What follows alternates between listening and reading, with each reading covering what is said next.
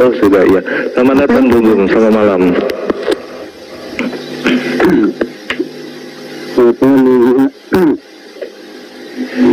Silakan Pak Gugum. Iya, baik. Ini saya memberikan sedikit lagi, Pak. Saya melihat konvensi ringnya sebelah. Karena ada suatu narasi yang memang harus saya tanyakan kepada pihak hukum karena saya hanya bisa membaca artinya. Maaf Bang Gugum, suaranya bisa lebih di upper lagi, di upper. Apa sih misalnya dibesarin? Oh iya, baik. Yang saya mau tanyakan ini adalah tentang narasi atau teks terjemahan yang memang ada di Al-Baqarah 91 itu, yang saya pahami itu menjadi satu narasi yang terolok-olok oleh pihak sebelah ya, waktu kami tadi kemarin, karena informasi yang didapat katanya memang muslim kita mengaku bahwa Yesus itu tidak diingat disalib bahkan diceritakan, tetapi di dalam Al-Baqarah 91 ini justru menyatakan di narasi terakhirnya itu adalah kaum Yahudi itu membunuh semua nabi-nabi yang, nah, yang saya pahami ada dua orang nabi yang dibunuh secara historinya secara jelas, yaitu Nabi Zakaria dan Nabi Yohanes atau Nabi Yahya. Apakah ayat ini memang ada bersenambungan dengan Anisa atau bagaimana Bang Juna? Terima kasih. Anisa dengan ayat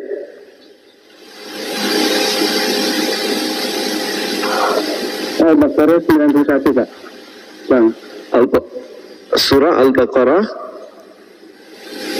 91 bercerita tentang kitab di mana mereka gemar kemudian melakukan panjang berbadi pembunuhan.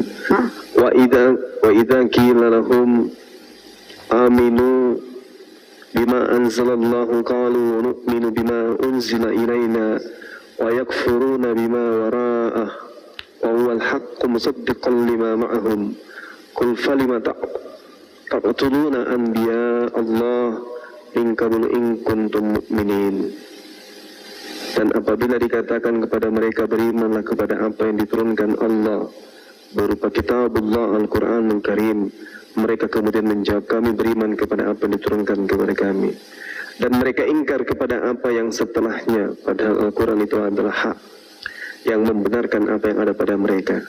Qul, katakanlah, mengapa kamu dahulu membunuh nabi-nabi Allah jika kamu orang-orang yang beriman?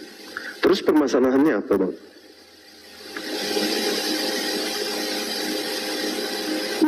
Apa permasalahannya? Di situ kan dikatakan kaum Yahudi Nabi Allah. Iya. Maka itu termasuk Zakaria, Yahya dan Isa. Begitu. Terima kasih. Kalau Isa tidak termasuk karena Nabi Isa alaihissalam itu tidak dibunuh. Kalau dalam Matius 23 nomor 31, tetapi demikian kamu bersaksi terhadap diri kamu sendiri bahwa kamu adalah keturunan pembunuh nabi-nabi itu. Ini pengakuan Nabi Isa pengakuan Yesus kemudian kepada Bani Israel. Artinya bahwa mereka keturunan pembunuh para nabi, berarti yang diceritakan ini adalah nabi-nabi terdahulu. Jadi ketika kemudian diceritakan dalam Al-Quran mereka gemar membunuh para nabi, bukan berarti mereka membunuh Nabi Isa alaihissalam. Allah mengatakan kul falima taqtuluna anbiya Allah min qablu in kuntum mu'minin. Dan mengapa kamu dahulu membunuh nabi-nabi Allah ya kamu orang-orang beriman. Dan itu juga diakui oleh kitab saudara bahwa Bani Israel itu memang gemar membunuh para nabi. Nah, terkait dengan apa yang terjadi kepada Nabi Isa alaihissalam, itu tidak dibunuh oleh mereka. Mereka nggak berhasil membunuh Nabi Isa. Yang mereka bunuh adalah orang yang diserupakan kemudian dengan Nabi Isa itu sendiri. Dan itu sudah beberapa kali saya sampaikan secara akurat bahwa memang yang dibunuh di dalam kitab Kristen itu bukan Yesus, tapi yang dibunuh itu adalah orang yang terkutuk. Nah, apakah Yesus itu terkutuk? Tidak. Yang terkutuk itu adalah orang yang menerima suap. Seperti itu. Jadi Nabi Isa nggak dibunuh. Nabi-nabi yang dibunuh itu adalah nabi-nabi sebelum Nabi Isa alaihissalam. Gitu bang. Noise ya. Suara angin, Bang. KST itu di bawah itu CP beneran atau bukan ya? Baik Bang Bima, terima kasih atas informasinya. Iya bang. Bahwa ada 126 nabi yang ada di dunia ini, cuman 25 nabi ya yang memang diakui di Muslim. Apakah di antara 126 nabi itu menurut informasi sebelah ya Pak, kayak Nabi Yesaya, Daniel, siapa sih yang dari pihak Kristen juga termasuk katanya.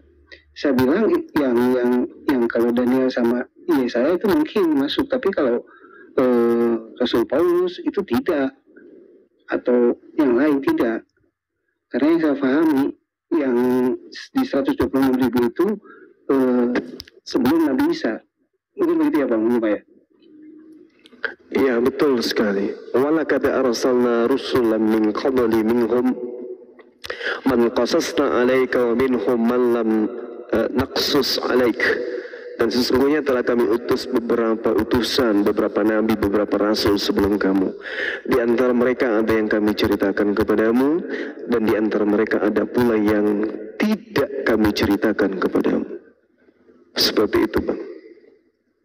Jadi nabi itu banyak, tapi Rasulullah menerima pemberitaan tentang mereka itu hanya sebagian, dan sebagian lagi tidak diceritakan oleh Allah Subhanahu Wa Taala. Demikian. Satu lagi, kalau waliullah dengan nabi sama, artinya beda. Kalau di Muslim kan di Indonesia ada wali songo. Apa itu hal yang itu apa, hanya perbedaan kata aja? Terima kasih. Beda. Kalau wali itu bukan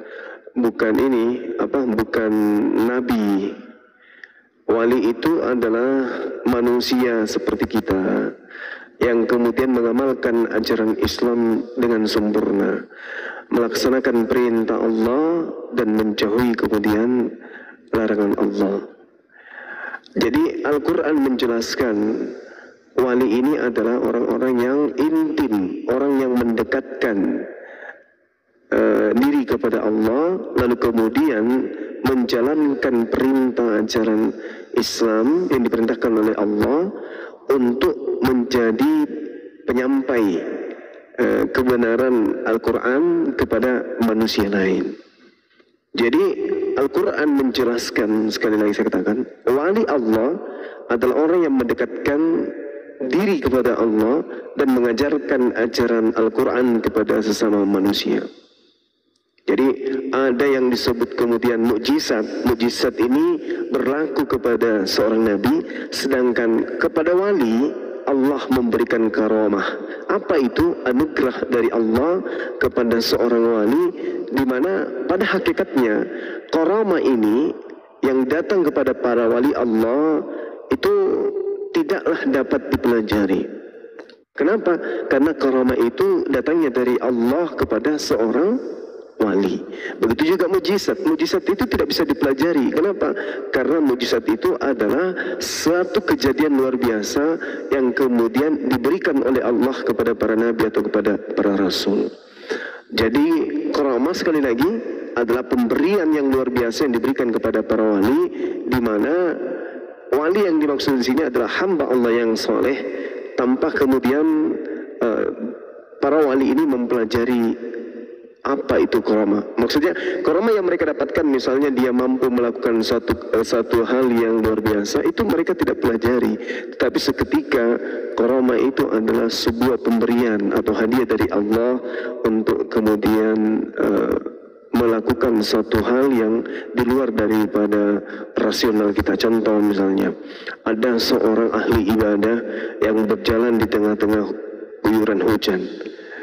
Terlihat kemudian dia kehujanan, tapi begitu sampai dia di gedung atau di ruangan atau di rumah, ternyata tak satu tetesan air pun yang menyentuh tubuhnya. Itu karamah, kejadian luar biasa yang terjadi pada seorang wali. Jadi wali dan seorang nabi itu berbeda. Nabi adalah orang yang menerima perintah, menerima wahyu, menerima firman. Kemudian rasul adalah seorang nabi yang menerima perintah, yaitu firman. Sedangkan wali adalah orang yang mentaati wahyu tersebut. Seperti itu. Kalau bom, oh enggak, dia wali kelas perpuluhan kalau dia. Kena lagi. Gunggu mungkin sudah mendengarkan sedikit dari penjelasan Bang Zuma. Untuk melanjutkan interaksi dalam diskusi, mungkin Bang Zuma ada yang ingin dipertanyakan kepada Gunggu. Silakan Bang Zuma. Ada gimana Bang Zuma? Iya, gimana? Sabar. Gimana saudara Gunggu? Ya udah, terima kasih Bang Zuma atas informasinya, karena memang narasi yang dibuat atau yang informasi yang saya didapatkan untuk dari hal-hal yang berhubungan dengan kontradiktif di Quran ternyata tidak, kan? Justru Al-Baqarah 91 itu diperkuat oleh An-Nisa gitu kan, bukan saling meninggal, tidak gitu kan. Iya betul. Jadi nabi-nabi yang diceritakan yang meninggal itu adalah sebelum Nabi Isa alaihissalam. Sedangkan Nabi Isa alaihissalam baru saja mereka berusaha untuk membunuh, tetapi kemudian Allah menolong kemudian Nabi Isa sehingga tragedi itu terjadi. Penyaliban itu tetap terjadi, tapi yang disalibkan itu adalah pengganti daripada Nabi Isa. Puluhan tahun bahkan ratusan tahun terjadi kejadian itu, setelahnya kemudian barulah muncul Kristen dengan kitab-kitab mereka menjadikan penyaliban itu sebagai satu ajang keselamatan, di mana itu sama sekali tak ada hubungannya dengan penyaliban yang terjadi, kecuali hanya mereka bolak-balikkan cerita-cerita itu untuk sekedar membuat makar. Tapi ternyata Allah membalas tipu daya mereka. Wa makaru wa makarallah wallahu khairul makirin. Sehingga sampai hari ini coba Anda lihat, kalau kita tanya kepada teman-teman Kristen, apakah Yesus itu manusia? Manusia! Apakah Yesus itu Tuhan? Tuhan! Apakah Tuhan bisa mati? Tidak bisa! Apakah Yesus mati? Mati! Nah, itulah yang dimaksud. Wa makaru wa makarallah wallahu khairul makirin. Mereka mencoba untuk menipu, tetapi Allah balas tipu daya mereka. Sebab kenapa? Sebab Allah adalah pembalas tipu daya sebaik-baiknya. Seperti itu, Bang.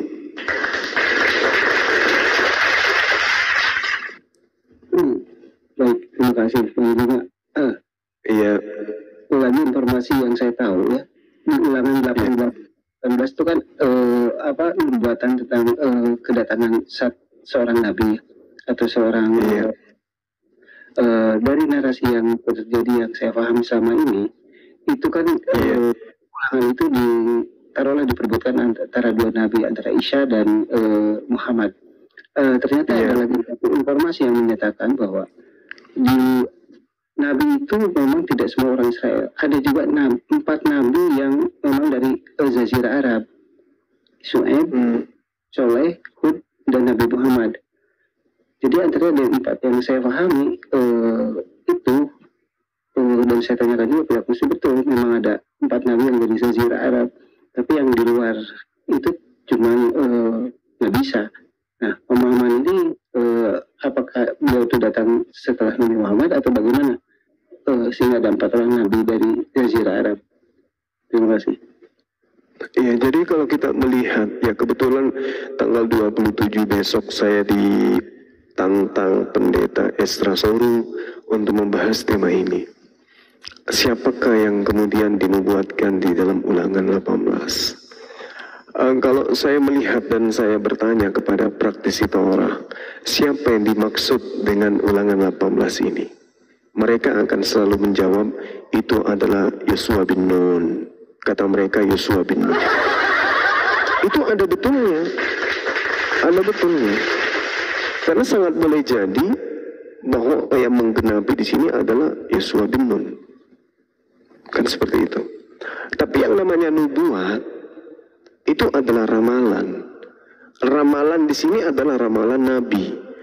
Ketika seorang nabi meramal, berarti ramalannya itu tidak terlepas daripada penglihatan mereka terhadap apa yang Tuhan titipkan berupa ilham kepada mereka. Nah, kalau kita berbicara 3 oknum ini, Yosua oke, kemudian Yesus silahkan, baginda Rasulullah Muhammad SAW itu silahkan juga. Sekarang mari kita lihat, tepat seperti yang kamu minta dahulu kepada Tuhan Elohimmu di Gunung Horeb pada hari perkumpulan, dengan berkata, tidak mau aku mendengar lagi suara Tuhan Elohim, dan api yang besar ini tidak mau aku melihatnya lagi, supaya jangan aku mati. Api yang dimaksud di sini apa? Api yang dimaksud di sini adalah hukum Tuhan. Api yang dimaksud ini adalah hukum-hukum Tuhan yang menghanguskan semua hukum di luar daripada hukum Tuhan itu sendiri. Jadi hukum yang dibuat oleh manusia itu dihanguskan oleh api yang berasal dari Tuhan. Di mana api di sini adalah hukum-hukum Tuhan. Di data nomor 17-nya, lalu berkatalah Tuhan kepadaku, apa yang dikatakan mereka itu baik. Seorang nabi akan kubangkitkan bagi mereka dari antara saudara mereka seperti engkau ini, seperti Nabi Musa. Apakah Nabi Musa ini penjelmaan daripada Tuhan? Bukan. Nah, apakah Yesus ini adalah penjelmaan Tuhan menurut teman Kristen? Yes. Lalu kenapa mengakui bahwa Nabi yang sama seperti Musa itu adalah Yesus? Kan tidak nyambung. Nabi Musa bukan inkarnasi Tuhan. Nabi Musa bukan teopani Tuhan. Nabi Musa bukan penjelmaan Tuhan. Nabi Musa bukan Tuhan yang datang dalam rupa manusia. Nabi Musa bukan yang kemudian logos menjadi theos. Bukan. Berarti Nabi yang sama seperti Nabi Musa berlaku harus sama seperti Nabi Musa alaihissalam. Tidak bisa tidak. Kalau sudah dikatakan Nabi yang sama engkau ini, berarti Nabi ini harus sama seperti Musa. Aku akan menaruh firmanku dalam mulutnya. Nah, ini poinnya. Al-Quranul Karim selevel dengan hukum Taurat, kitab Taurat. Taurat disimpan dalam mulut Nabi Musa alaihissalam. Al-Quran pun disimpan di dalam mulut Nabi Muhammad SAW. Taurat disimpan dalam batin Bani Israel umat Nabi Musa. Kemudian Al-Quran disimpan di dalam hati umat Nabi Muhammad. Yesaya 31, kemudian Yeremia 31. Aku akan menaruh firman dalam batin setiap Bani Israel. Begitu juga Al-Quran ditaruh di dalam batin setiap umat Islam. Bagaimana dengan Bible? Bagaimana dengan Injil yang didatangkan oleh Yesus? Apakah kemudian Injil yang datang dibawa oleh Yesus dalam Markus 1 nomor 14, Yesus mengajarkan Injil Allah? Apakah kemudian Bani Israel murid Yesus menaruh Injil itu di dalam hati mereka? Tidak sama sekali. Bahkan Injilnya sudah nggak ada. Lalu kemudian dikatakan, aku akan menaruh firmanku di mulutnya. Berarti Nabi ini harus kemudian ada kumpulan firman yang keluar dari mulutnya. Kalau Nabi Rasul Muhammad SAW kami kenal dengan Al-Quran, Nabi Musa kami kenal dengan Taurat. Injil, kitabnya Yesus, ajaran Yesus mana? Tak ada. Tak ada lagi. Taurat masih ada, dari Musa. Al-Quran masih ada, dari Rasul Muhammad SAW. Dari Yesus apa? Dari Yesus, apa kitab yang Yesus ajarkan? Yang berasal dari mulutnya. Dek narak kepeng. Jadi dia nggak cocok di situ. Dan ia akan mengatakan kepada mereka segala yang kuperintahkan kepadanya, segala firman yang engkau berikan kepadaku telah kusampaikan kepada mereka. Apa itu? Nggak tahu. Firman apa? Nggak tahu. Tapi kalau baginda Rasul Muhammad SAW, segala firman yang diterima oleh beliau sudah disampaikan kepada seluruh umat manusia. Begitu juga Nabi Musa, segala firman yang Tuhan berikan kepada Nabi Musa telah disampaikan kepada kaumnya. Selesai, sama. Bagaimana dengan Yesus? Apa yang Yesus sampaikan? yang sampai buku Markus, Matius, Yohanes, Petrus dan semuanya surat-surat Paulus, dan itu tidak berasal dari Yesus. Jadi nggak nyambung kemudian. Nah inilah mungkin saudara ya, bahwa ketika berbicara mengenai Ulangan 18, maka kita harus mencari siapapun yang duduk di situ sebagai oknum yang bisa kemudian masuk sebagai penggenap daripada nubuatan ini. Yesus nggak lolos, nggak bisa dia. Hanya Nabi Muhammad SAW terlepas dari Yosua bin Nun. Demikian.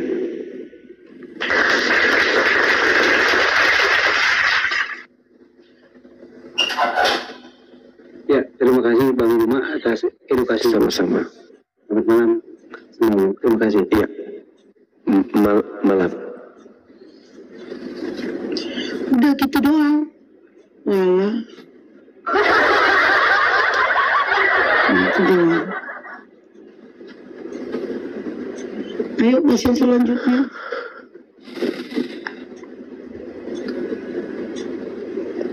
Ada lagi? Ayo, Ten, naik Glenn. Pasien selanjutnya silakan naik. Kebetulan dokter Bang Juma sedang standby.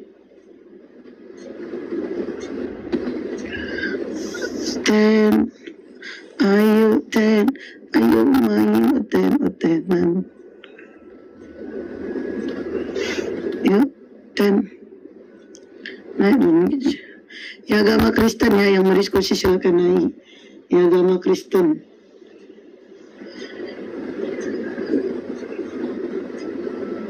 Ayo Ten, naik Ten. Naik Ten sambil pesan krim Ten.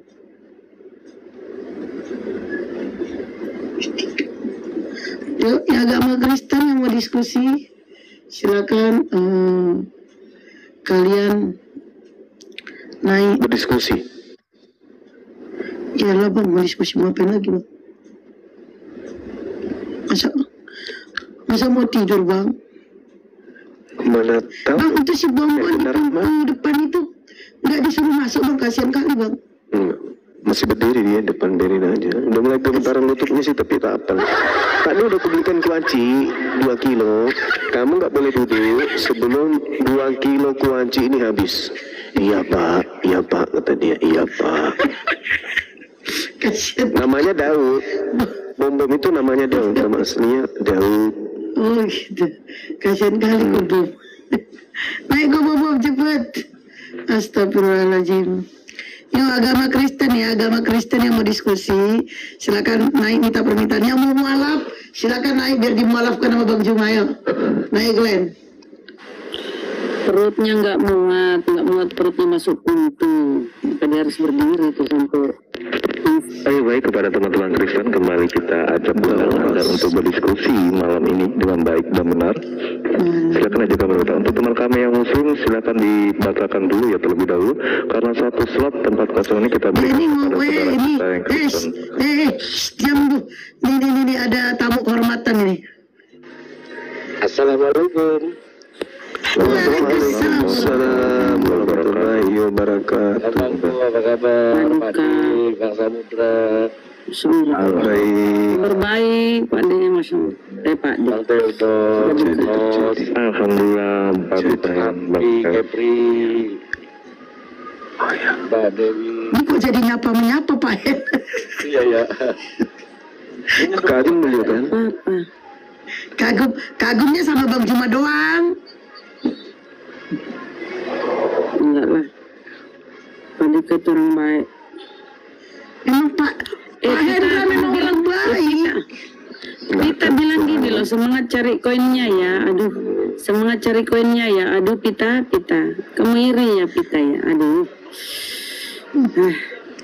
Paduka ini orang baik. Sakit baiknya terlagi lewat singa. Sudah pernah. Insya Allah. Paduka. Astagfirullahaladzim. Orang yang tidak mendengarkan segala firman-Ku yang akan diucapkan lagi dari namaku, akan kutentu bertanggung jawab. Tapi di sini Gurunda, kalau kita ke mohon maaf di dua-duanya itu ya, Ulangan 18:22.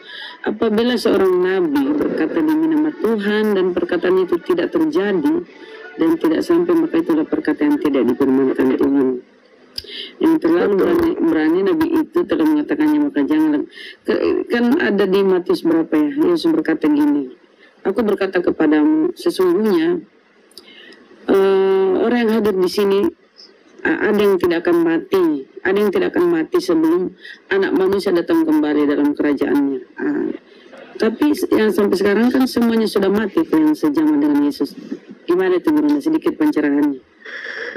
Yang nggak usah terlalu jauh. Sama seperti Lukas 24 itu ya, ada tertulis tentang Mesias, tentang aku, bahwa Mesias akan mati dan bangkit pada hari ketiga. Tapi tidak ada tertulis di Taurat, itu nggak ada.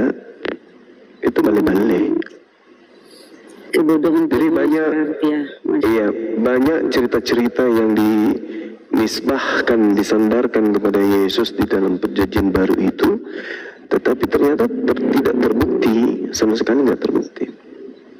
Banyak, tapi tidak terbukti. Kemudian, termasuk yang tadi. Ternyata dia sampai hari ini belum datang untuk yang kedua kalinya. Yang ada pada saat murid-muridnya itu 2000 tahun lalu sudah pada bermatian.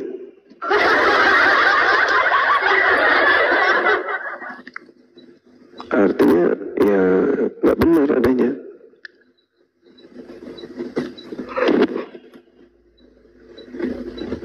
Kenapa turun Pak Indra?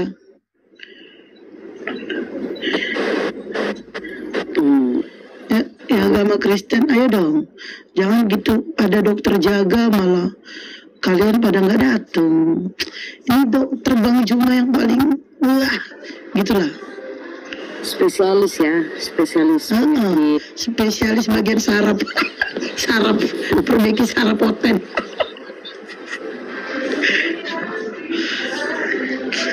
Pahen kenapa tadi turun Pahen?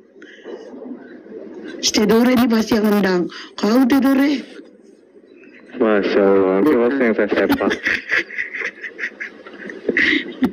Ayo, ya agama Kristen silakan naik minta permintaan. Nanti saya turunkan salah satu di sini. Ayo.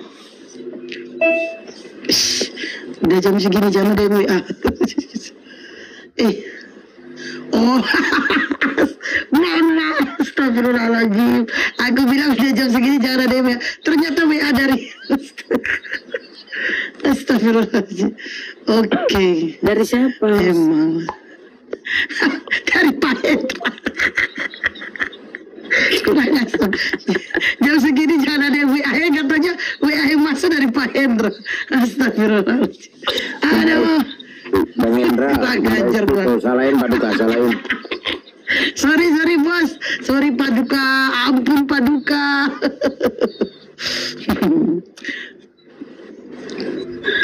Ya agama Kristen yang diskusi silakan. Assalamualaikum warahmatullahi wabarakatuh. Waalaikumsalam Gabut, Paduka gabut. Turun. Enggak, ada yang nelpon. Dia nelpon terus. Abangku masih di Bandung. Oh iya. Iya dek. Alhamdulillah masih di sini. Alhamdulillah. Ini kok belum diskusi bang? Monyetnya nggak ada.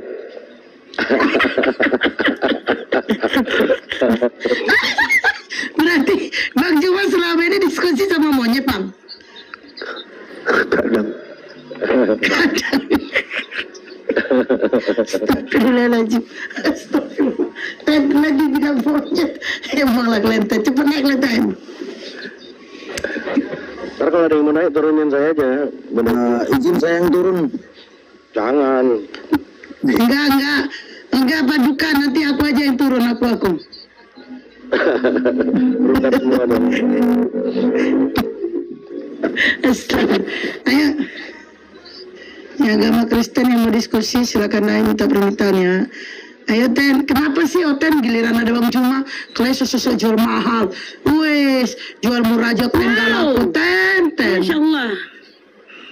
Berkah selalu Paduka. Ish. Malam Jumat berkah. Paduka nanti aku ngasih sama Paduka 1 mawar. Hari ini dari Jumat ya. Iya, jadi Jumat berkah. Terima kasih Paduka. Syukur kalau Paduka. Ini kalau buat hostnya spesial nih. wih, spesial 1 mawar. Iya, mau 1 mawar. Sabar Pak Hosti. Spesial 1 mawar. Aduh. Kalau sama hostnya spesial 1 mawar. Aduh, udah lewat. Burung gereja, burung gereja. Burung elangi itu, elang. Itu burung elangnya buat Bang Juma, bukan buat host. Buat host itu 1 mawar selalu gitu. Beris. Masya Allah, Paduka, berkah selalu barokallah. Jazakallahu khair.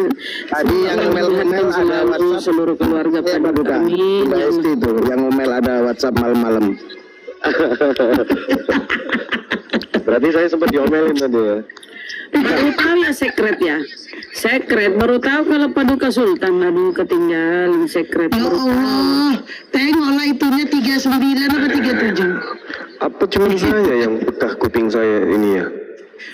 Nanti ku ini Bang, kuping abang nanti ku terapi Bang, biar nggak tungki Bang, gara-gara dengar Nggak suara tahu, ku. Bang Juma. Ku terapi. No, Pionor Bang. Kalau pionor banyak Kurangi diam ya Bang volume. Juma. Kurangi volume, Bunda blokir.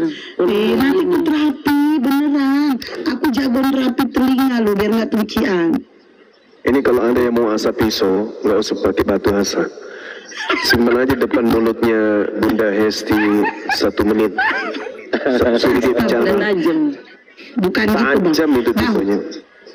bukan Bang. Kalau misalnya mati lampu di tempat abang, panggil aku biar aku ngajarin.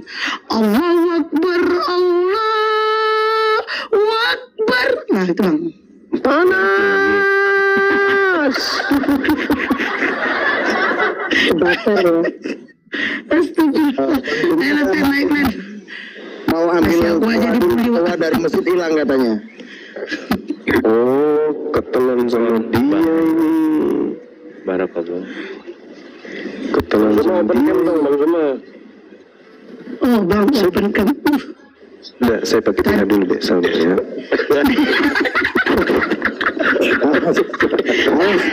Kalau cuma nanti di ini sama Paduka loh. Kalau open cam nanti diterkam singa loh. Bang, oi, tunggu aku rekam dulu ya. Kalau mau ngasih singa, aku rekam. Apa Bang? Ternyata burung elang 11 hampir 12. 38 pasti ya. Itu burung elang 11 lebih, Masya Allah. Wih, ini guru udah ganteng kan? Ya udah, naikkan notennya. Keren sekali. Belum ada Bang. Gimana Bu? Apanya yang keren? Baju CK dari Mbak D. Cincin 34 kilo dari Mbak D. Jam tangan dari beliau, gelang juga dari beliau. Apa lagi? Kaki, semua dari beliau. Yang hebat itu Seluruh dia. jiwa raga. Kemarin abang bilang abang dikirimin BH dari bom-bom Bang. Oh iya lupa.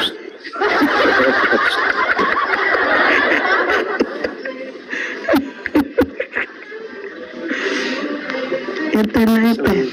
Baik kepada teman-teman kita kami Kristen, silakan Bercanda ya. kembali ya.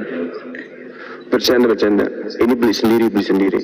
Ini kemarin tukar kulkas bekas. Ini tukar dengan ini neneknya bom daripada jadi barang antik, tukar pakai ini. Paduka, on cam Paduka. Jangan kalau Paduka open cam yang lain malah nguler. Ayolah pasienku, cepetlah. Selagi ada guru spesial ini. Tengoklah. Gantengnya suami orang. Siapa suami orang? Bang Juma nggak suami orang lo masih. Bang Juma jomblo, ayo.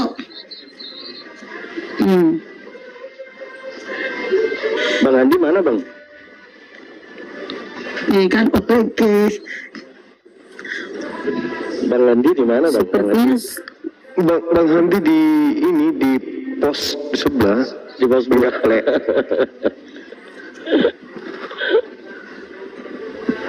Ayo mana nih Ten? Wih, ada Paduka, ada Bang Juma. Paduka aku tengok lama-lama mirip ini loh, mirip mantan suaminya Nia dan Yati. Siapa itu? Siapa? Yang pengacara. Farhat. Siapa? Mirip Farhan kan? Iya kan? Farhat. Iya mirip Farhan, Pak Endra mirip Farhan. Farhat Abbas. Farhat.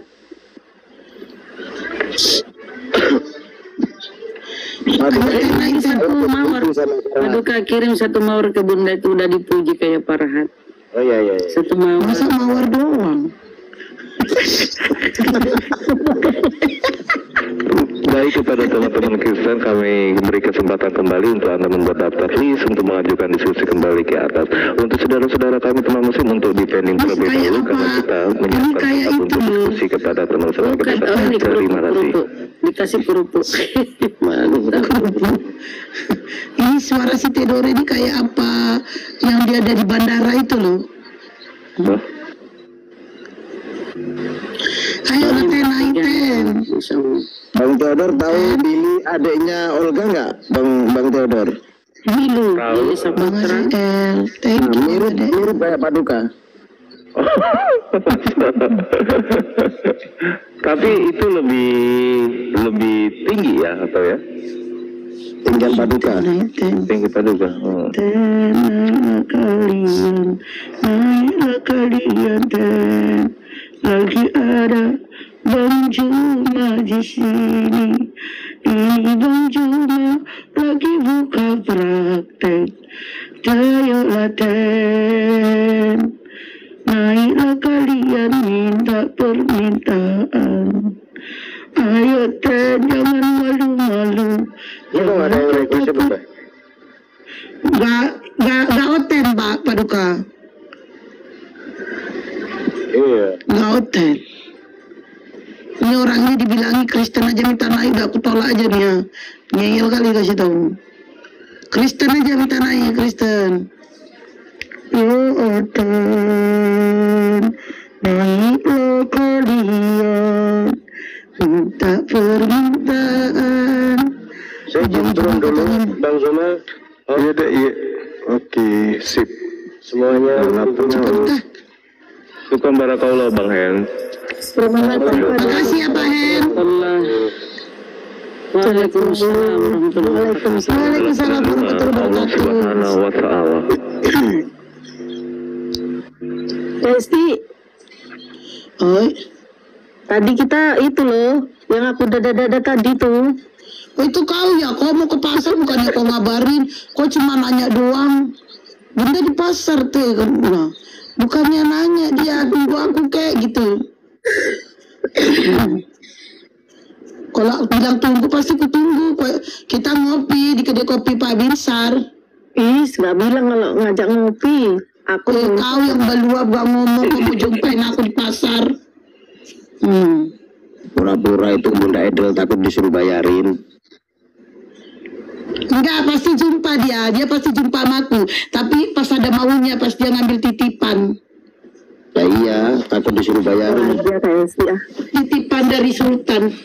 Pokoknya potong ya, 16 ya. Edelwis. 16 ya. Yalah, aku udah bawa dari Batam itu perjalanannya kan. Jadi 16. Uang perinya, uang taksinya. Gitu ya. Iyalah. Ini dia mau nyapa-nyapa, yaudahlah. Kasih aja.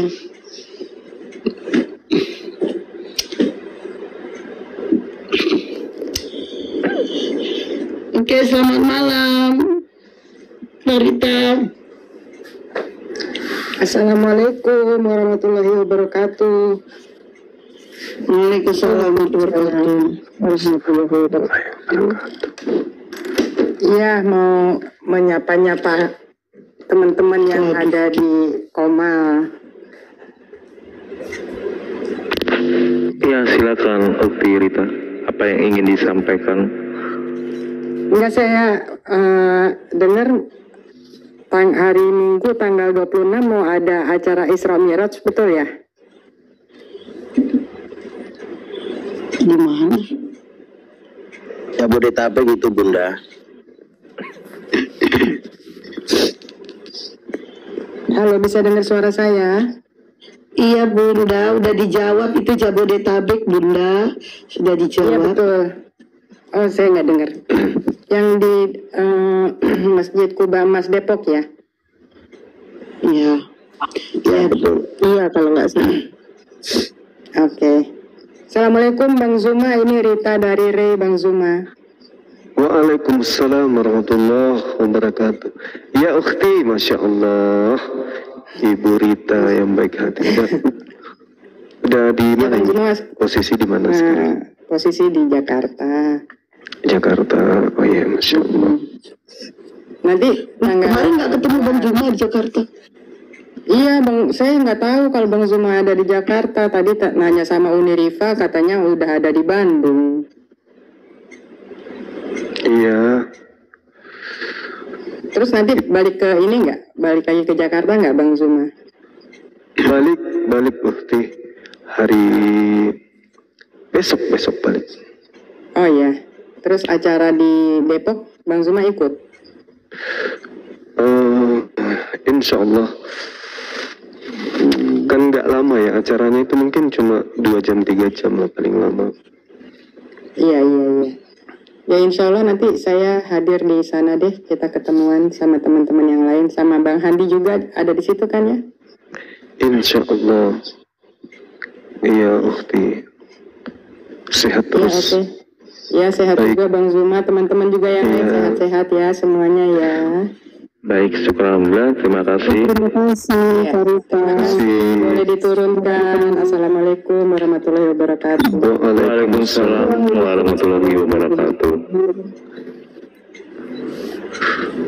Bang Juma, aku mau nanya dong, Bang Juma, gimana perasaan Bang Juma setelah ketemu para penggemar-penggemar Bang Juma waktu di Jakarta, Bang? Aku tengok kayak, wow gitu, meriah banget gitu, wih keren banget. Gimana Bang? Saya juga bahagia lah pasti ketemu dengan teman-teman itu ya, pengurus-pengurus API Jabodetabek. Ya pasti senang lah jumpa mereka. Gitu loh, senang. Tapi nggak ada yang mau jumpain aku, Bang. Ada kolektor. Bang, belum lagi. Ya wes lah, skip aja. Ayo teman-teman yang agama Kristen yang mau diskusi silakan naik. Minta permintaan. Yalah Ten. Ten, kenapa sih kalian kalau ada Bang Juma takut, malu, apa?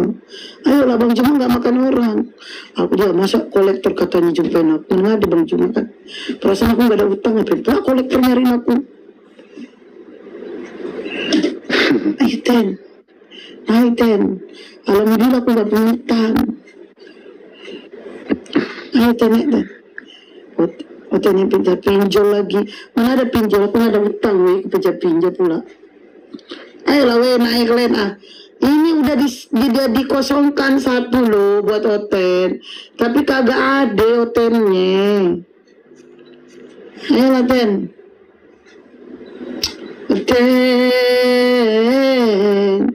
Dimanakah kau berada? Naiklah kau hotel. Ayo Ten, itu tantangan buat Bang Juma. Kalau si Pendi Aceh mau naik ke sini terus bisa mengalahkan Bang Juma, maka Bang Juma akan transfer dia 10 juta. Wow. Tapi kalau tidak, Aku pakai rok mini. Suruh cium bom. Suruh cium bom. keteknya. Keteknya bom. Astagfirullahaladzim. Oke. Ayo naik Ten. Mana nih? Nunggu pasir susah kali.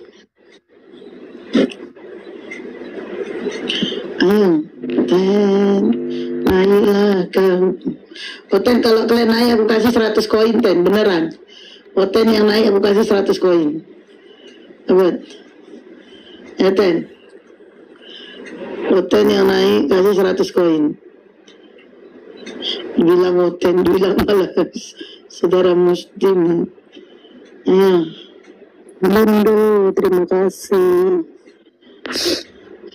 Ya Ten, naik Ten. Ayo, penjaci. Yo, Ten. Ya, Ten yang naik aku kasih 100 koin. Ini udah ada kosong 21. Kau sibuk turunkan ini. Orang itu aja kosong aja nggak diisi sama Ten. Sibuk kalian terus dan turunkan ini. Dia mau naik juga kayaknya, KST. Betul kan? Orang satu aja belum diisi. Udah ngatur Len. Ayolah naik Len. Ten.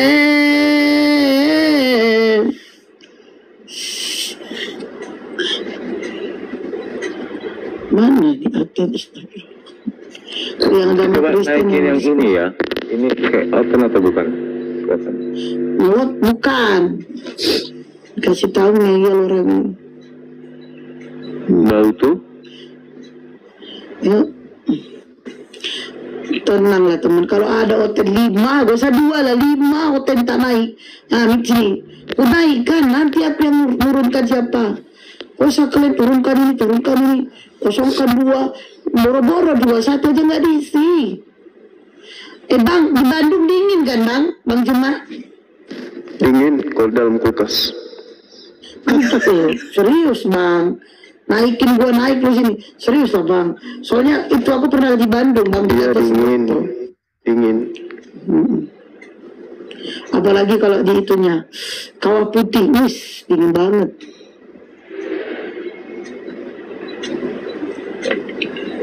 Naik ten. Ciwidey, Adem, ya. Kawah Putih. Kalian sesuai jual mahal, jual murah aja nggak laku, kalian. Silakan Noah untuk diterima permintaannya. Tadi katanya naikin aku, giliran di Jambak nggak mau naik. Naik ten. Hotel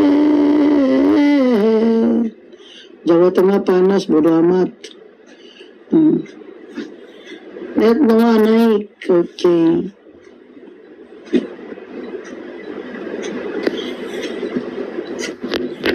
Selamat malam Noah, selamat datang Noah. Selamat malam, selamat datang Mas Kapai. Lintas agama. Bisa diperbesar di upper lagi suara saudara. Pelan kali. Udah, gimana udah mendengar? Nggak bisa kuatkan suara kau itu, pelan kali. Sudah kedengaran? Kurang dengar suaramu. Jangan kencang-kencang, nanti bangun tetangga. Nih, buktinya aku suaraku kayak gini gak ada tetanggaku yang bangun. Kalau emang udah tidur, udah ngorok, udah dalam mimpi orang itu. Bangun orang rumah marah nanti. Mau bilang orang rumah, jangan kau bilang tetangga. Iya, tapi kan tetangga juga namanya.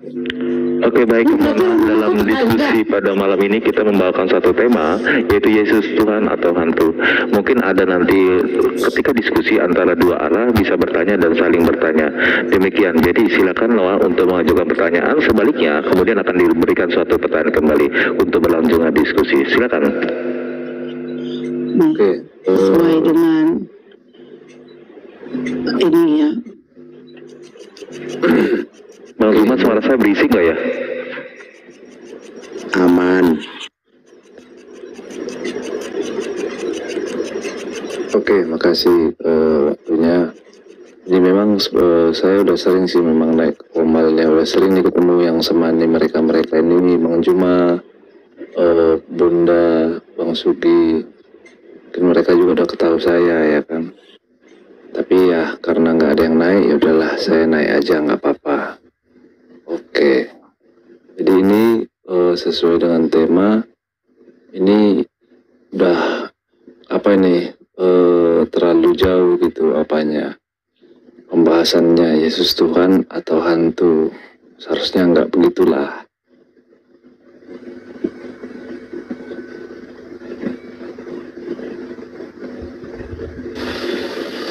Ya, silakan di luar bertanya. Ya, yang mau saya tanyakan ya. Oke, gini aja supaya cepat ya. Seberapa bencinya ini yang ada di Komal ini dengan Yesus, sehingga sampai sejauh ini, sampai hari ini masih membahas-bahas tentang Yesus begitu. Oke, makasih. Nggak ada yang benci. Tes 1, 2, 3. Ya, ada tadi. Iya. Akhi Juma? Silakan Akhi. Ya sebenarnya kita nggak ada kebencian, Bang. Justru kita ini sayang sama Anda gitu kan. Makanya temanya itu Yesus Tuhan atau hantu ini bukan tanpa dasar, ada dasarnya, Bang. Ya gini maksudnya. Orang-orang yang hidup bersama Yesus, yang katanya bangkit dari kematian, menurut Paulus, Yesus itu Tuhan. Tapi justru menurut para murid, ketika Yesus bangkit dari kematian, disangka hantu, Bang. Itu tertulis di dalam Lukas 24 ayat 36 sampai ayat 37, 38, bacalah. Ini bukan berdasarkan kebencian, tapi ada tertulis orang yang hidup bersama Yesus, ya ketika Yesus bangkit disangka hantu. Nah, Anda yang tidak pernah hidup sama Yesus mengatakan Yesus Tuhan. Jadi yang benar yang mana ini? Di mana itu dalilnya, Bang? Lukas 24 ayat 36, 37. Lukas ya, bentar saya. Iya, nggak ada kita berdasarkan kebencian. Mana ada orang Islam benci Yesus? Nggak boleh. Yesus itu nabi kami yang harus kita hormati, Bang. Lukas berapa tadi, Bang? Lukas 24. Lukas 24. Nah. Ayat 36, 37 sampai ayat 43 dibaca itu. 36. Oke, bentar ya.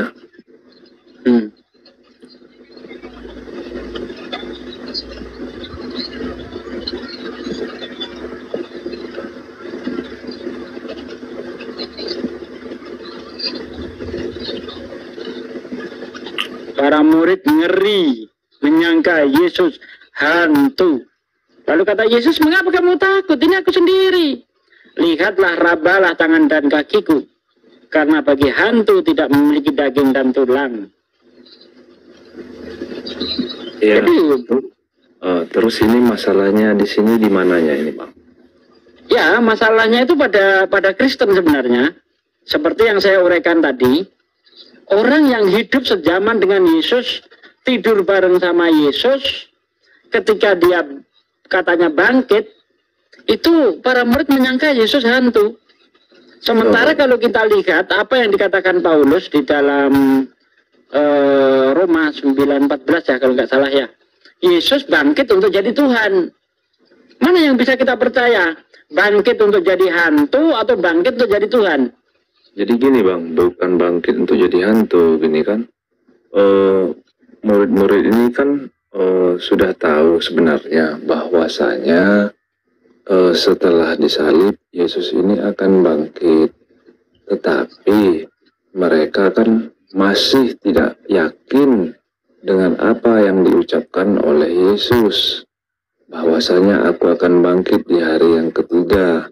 Sehingga mereka ya wajar saja, itu naluriah ya, sifat manusia, kaget gitu. Oh, saya kira hantu begitu, Bang, ya, rupanya beneran Yesus kan gitu. Itu wajar saja, Bang.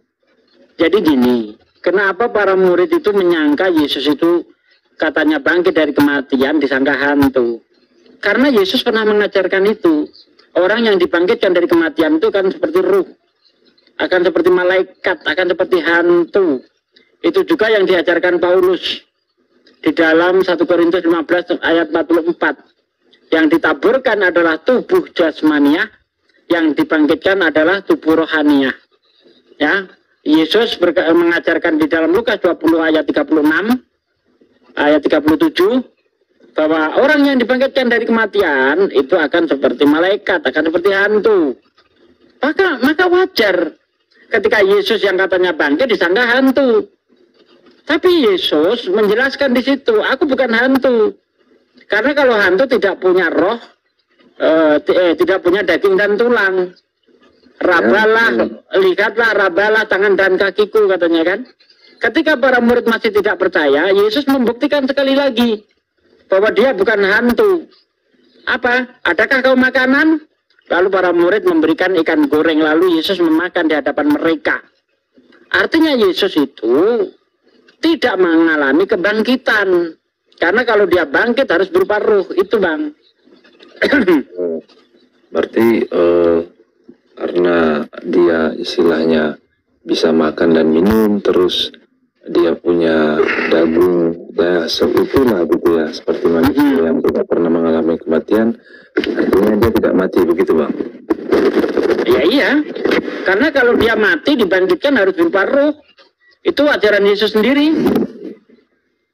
Benar, kalau masalah ajaran benar Bang, ajaran Yesus sendiri bahwasanya setiap manusia yang telah mati itu ya akan bangkit ya berupa ruh, benar. Tapi kehendak Tuhan buat Yesus itu kan berbeda Bang. Kehendak Tuhan mana yang mengatakan orang Yesus dibangkitkan itu dalam bentuk daging dan tulang? Itu kehendak Tuhan yang mana? Jangan asumsi, harus ada dasarnya. Kehendak Tuhan ini Bang, kehendak Tuhan yang Maha Esa. Iya, di ayat mana? Oh sebentar, saya buka ya, sebentar ya. Ustadz Sugi, Bunda Esti, ya. Bang Zuma, saya mohon undur diri dulu. Oh iya. Assalamualaikum warahmatullahi wabarakatuh. Oh, lanjut. Salam. Biar Bang Zuma aja yang apa? Saya mute dulu. Iya, baik, makasih akhi. Jadi saya mulai yang tadi ya. Kenapa kalian sangat membenci Yesus? Jadi sebenarnya kedatangan umat Islam itu hanya memberi peringatan saja dan hanya untuk meluruskan saja. Karena Kristen ini sebenarnya tak ada hubungannya dengan ajaran para nabi-nabi kami. Tak ada hubungannya.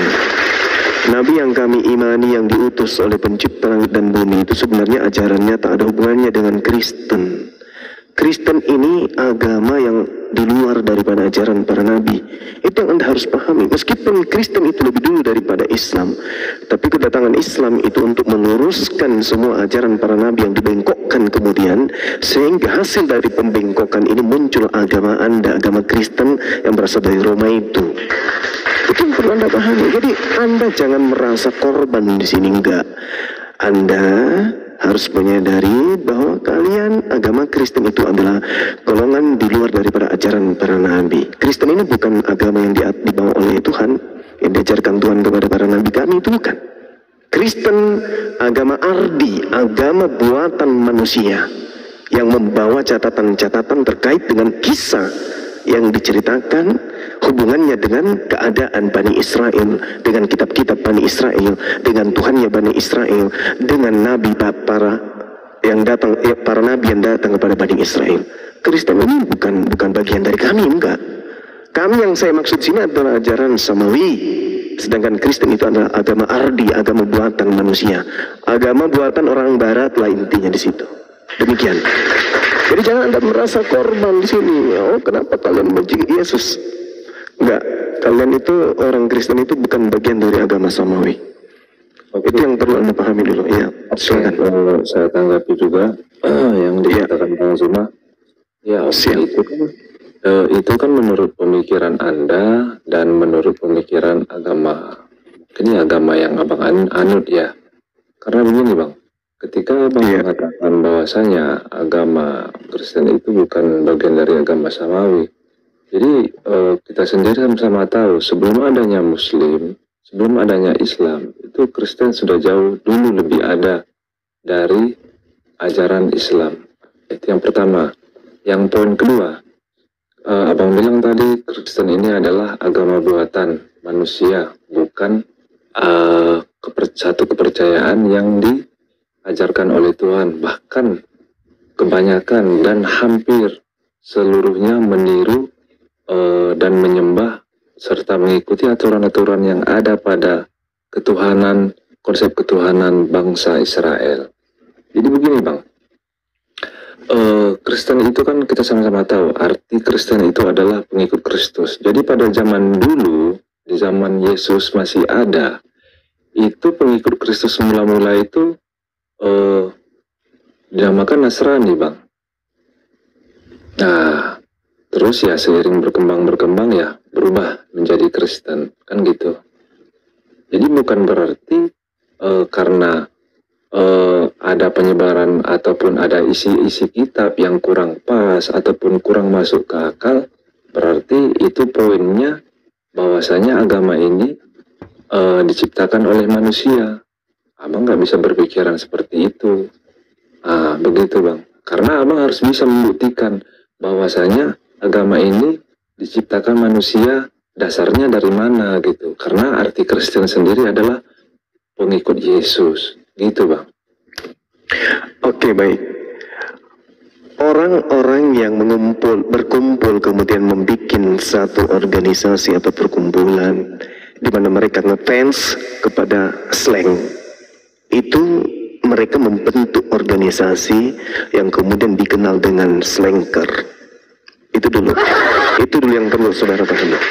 Apakah orang-orang yang ada di Makassar yang membentuk diri menjadi pecinta daripada slang, kakak dan teman-temannya itu adalah sebagai pengikut? Dan apakah kemudian kakak mengenal mereka? Apakah kemudian kakak vokalis daripada slang ini kemudian ya diakui? Kalau hanya cuma pengakuan, kami ini slanker, kami pecinta grup band bernama Slang itu hanya pengakuan sepihak. Jadi kalau Anda mengatakan, saudara saya mengatakan kami lebih dulu, oke, kita akui itu. Tapi justru karena pengakuan Kristen inilah yang akan menjadi bumerang. Kenapa jadi bumerang? Karena Yesus mewanti-wanti orang-orang yang ada di sekeliling mereka akan menjadi korban keganasan daripada serigala yang datang menyamar seperti domba. Di luar Yahudi yang datang kemudian kepada Yahudi mengaku sebagai orang Yahudi, itu siapa? Apa nama sektenya? Itu dulu yang menjadi poinnya. Kalau berbicara mengenai Nasrani, Al-Quran mengakui Nasrani. Tetapi kemudian Al-Quran juga mengakui adanya penyelewengan orang-orang yang mengklaim diri mereka sebagai Nasrani. Ada itu, dan Yesus pun mengakui demikian. Adanya orang-orang yang bergumul dengan orang-orang yang ada sekeliling dia dan murid-muridnya sebagai penyamar-penyamar murid, di mana mereka adalah serigala. Nah sekarang mari kita takar, mari kita ukur. Ketika Al-Quran datang kemudian meluruskan, dan saya sebagai apologet kemudian menyuarakan ini, bahwa Kristen adalah bukan bagian daripada agama samawi.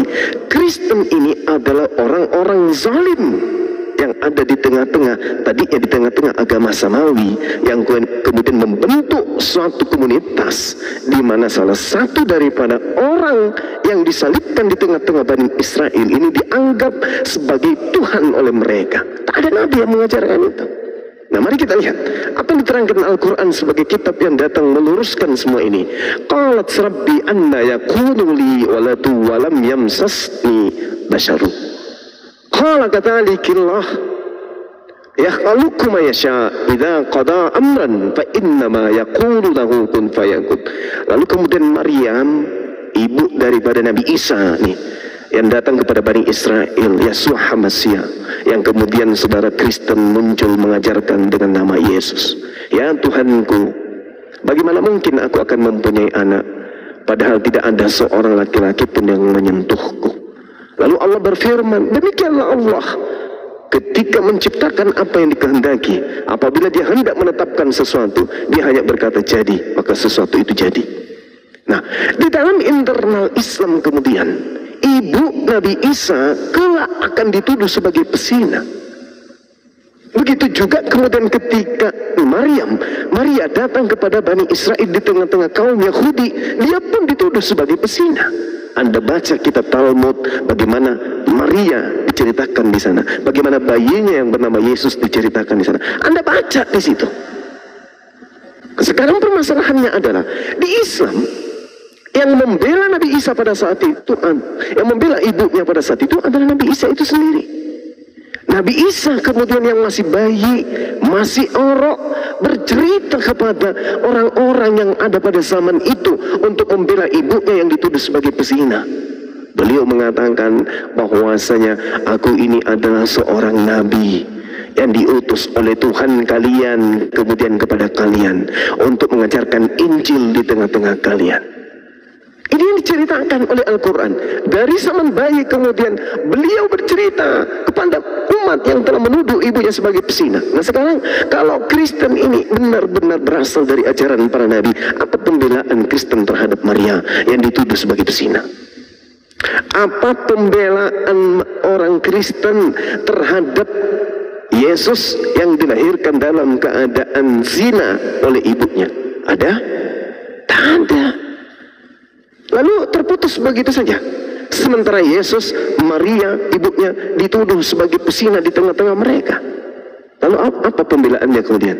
Pembelaan orang Kristen terhadap hal ini, terhadap tuduhan orang-orang Yahudi bahwa Yesus ini adalah anak zina. Itu pembelaan Kristen apa? Ada? Selayaknya kami umat Islam membela, kemudian Allah Subhanahu wa ta'ala kemudian membantah apa yang dituduhkan kemudian kepada Nabi Isa alaihissalam. Nabi Isa berkata kepada Bani Israel, sesungguhnya aku ini adalah Nabi, dan kelak aku akan diberikan Injil, kelak aku akan diperintahkan untuk mendirikan sholat, dan kemudian mengajarkan kalian mukjizat, memperlihatkan di tengah-tengah kalian mukjizat. Ini pembelaan daripada Nabi Isa, daripada Al-Quran kepada tuduhan orang Yahudi ibunya ini adalah seorang pezina.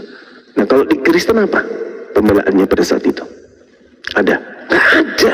Bukti bahwa Kristen ini adalah penumpang yang datang setelah kejadian itu terjadi. Jauh setelah kejadian itu terjadi, baru Kristen itu muncul dari barat. Demikian, silakan. Saya tanggapi sedikit. Jadi memang benar, aku diutus, Yesus berkata ya di Injil, bahwasanya aku diutus hanya untuk bangsa Israel. Tetapi ya, Yesus juga berkata, itu jelas tertulis di Yohanes 8 ayat 22, bahwasanya barang siapa, aku adalah terang dunia, barang siapa yang mengikut aku. Nanti abang bisa baca sendiri. Terus ya, dan ada juga di Matius 10 ayat 22 ya bang ya. Yesus berkata, kamu akan dibenci semua orang oleh karena namaku, tetapi orang yang bertahan sampai pada kesudahannya akan selamat. Memang jadi pengikut seorang Yesus Kristus itu tidaklah hal yang mudah. Itu terbukti kok, memang sampai hari ini banyak kaum Kristen, banyak orang-orang Kristen yang para pengikut Yesus itu memang dibenci orang-orang. Karena apa? Mereka tidak percaya. Begitu bang. Jadi gini, ya, silakan. Saya pribadi sudah siap menanggung itu. Saya tidak mau memikirkan masalah orang membenci saya karena saya tetap di Kristen, saya tetap mencintai seorang Yesus. Saya tidak peduli itu bang. Saya hanya tetap fokus di tujuan saya, itu aja. Jadi gini Bung, saya mendengarkan itu, saya katakan itu adalah lebay cucok. Nggak ada Kristen dibahas-bahas di situ, nggak ada. Ini sekali saya katakan tak ada hubungannya Kristen dengan Yesus yang datang kepada Bani Israel, yang datang sebagai nabi. Nggak ada hubungannya dengan Kristen. Kristen ini penumpang gelap. Yang kalau Anda mengatakan kami akan teraniaya, nggak ada cerita itu. Yesus bercerita kepada muridnya Bani Israel akan teraniaya oleh Kristen. Itu yang betul. Jangan Anda kemudian membolak-balikkan fakta. Yesus berkata kepada Bani Israel murid-muridnya agar waspada kepada Kristen. Bukan waspada, bukan berbicara kepada orang Kristen Anda agar waspada kepada orang lain. Gak ada.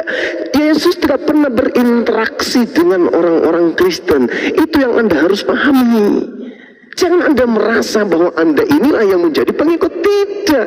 Tadi saya sudah mengatakan tentang selengker itu, mengaku sebagai pengikut, mengaku sebagai orang yang fans kepada kakak dan seterusnya. Anda itu merasa gitu loh. Itu artinya Anda itu perasa cocok. Yesus tidak mengenal Kristen. Yesus tidak pernah kemudian satu kali pun mengatakan kata Kristen itu, nggak ada. Makanya saya bertanya kepada saudara, ketika Al-Quran berkata fahamalathu fantabazat bihi makanan qasiyan, ini Al-Quran, maka dia Maria mengandung, lalu dia mengasingkan diri dengan kandungan itu di tempat jauh. Ini kata Al-Quran. Lalu kemudian ia sakit, merasakan ia ingin melahirkan dan seterusnya. Kemudian muncul noise, muridnya Pak Bom, diturunkan aja kalau nggak ngerti dia. Fanadaha min tahtiha Allah ta'zani kad ja'ala rabbuki tahtaki sariyan. Ini diterangkan Al-Quran. Maka Jibril kemudian berseru kepada Maryam yang lagi hamil. Lalu orang-orang kemudian datang setelah dia melahirkan. Orang-orang Yahudi kemudian melihat ini ada seorang perawan yang tidak memiliki kemudian suami, kok bisa melahirkan seorang anak?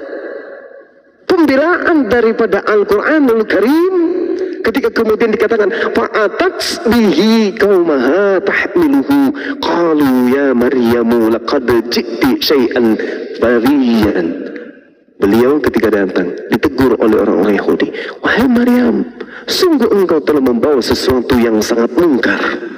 Ini tuduhan dan Anda bisa baca di Talmud. Apa yang dikatakan? Ya ukhta Harun, ma kana abuki sawin wa ma kanat ummuki bagian. Wahai saudara perempuan Harun, wahai Maryam, ayahmu bukan seorang yang buruk perangai dan ibumu bukan seorang perempuan pesina. Fa asyarat ilaihi, maka dia Maryam menunjuk kepada anaknya. Lalu mereka berkata, qalu kaifa nukallimuhu man kana fil mahdi sabiyan. Bagaimana mungkin kemudian kami berbicara dengan anak kecil yang masih dalam ayunan ini, wahai Maryam? Bagaimana mungkin?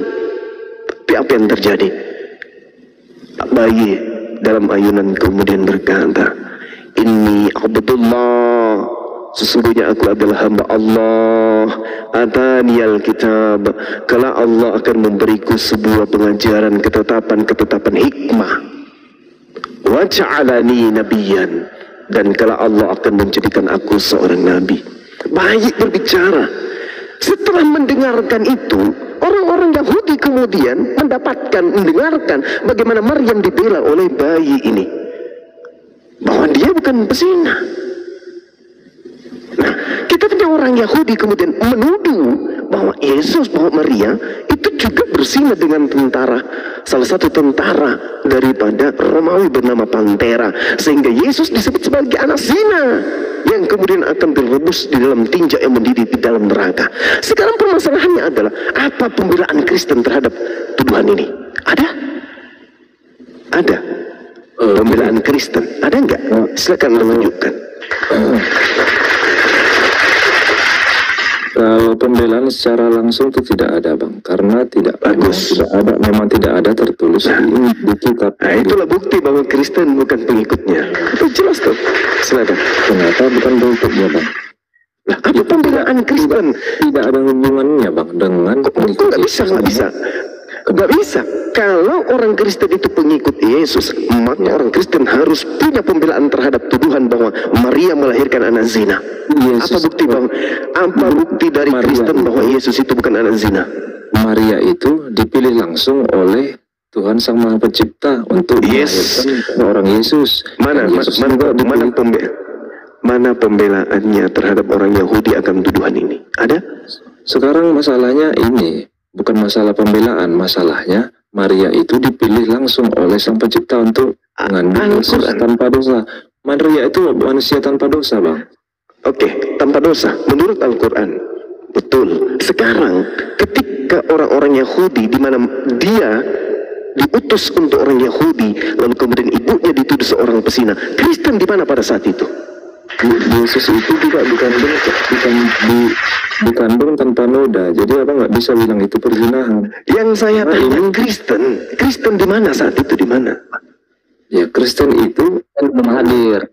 Kristen itu kan ada setelah kematian Yesus. Kristen hadir setelah kematian Yesus. Oke, pembelaannya kemudian mana pembelaannya? Maksud saya pembelaannya atas dasar apa yang mau dibela begitu? Karena mereka bilang Maria itu Pesina. Iya, apa pembelaannya kemudian Kristen terhadap ini? Kenapa harus dibela? Karena kita kan sudah tahu bahwasanya Maria adalah seorang manusia yang dipilih. Ya, nggak bisa. Justru Kristen datang menghinakan lebih 2 kali lipat daripada orang Yahudi tentang Yesus. Coba lihat, Yesus kemudian diceritakan manusia sebagai manusia terkutuk. Ini kita belum berbicara nih. Anda masih kosong terhadap pembelaan Anda kepada tuduhan orang Yahudi kepada ibunya. Wa ja'alani mubarakan aina ma kuntu wa awsani bis salati waz zakah ma dumtu hayya. Dan Allah menjadikan aku sebagai seorang yang diberkahi di mana saja aku berada.